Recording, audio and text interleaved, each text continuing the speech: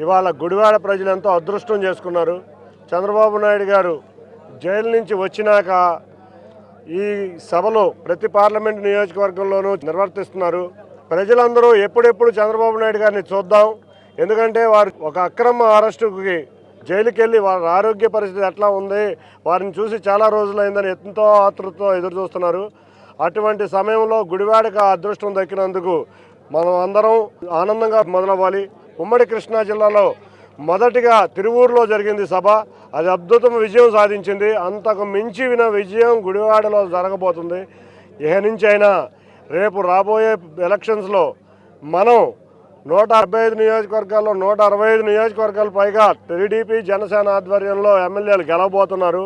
అంతేకాకుండా గుడివాడ ప్రజలందరూ కూడా ఎప్పుడెప్పుడు ఈ బూతుల పురాణం వినకుండా పోతుందా, అసెంబ్లీలో కూడా ఇటువంటి బూతు పురాణం మాట్లాడే ఎమ్మెల్యేలు ఎప్పుడెప్పుడు దూరం అయిపోతారని చూస్తున్నారు. గుడివాడలో 20,000 మెజారిటీతో తెలుగుదేశం జనసేన ఉమ్మడి అభ్యర్థి గెలవబోతున్నారు.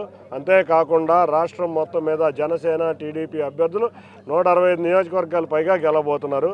ఈ విజయోత్సవ సభ మళ్ళీ గుడివాడలో చంద్రబాబు నాయుడు గారి ఆధ్వర్యం జరగాలని మేము అందరం కోరుకుంటున్నాం. ఇందుకు సహకరించిన జన సైనికులకి, జనసేన పార్టీ వారికి కూడా పేరు పేరున ధన్యవాదాలు. Thank you.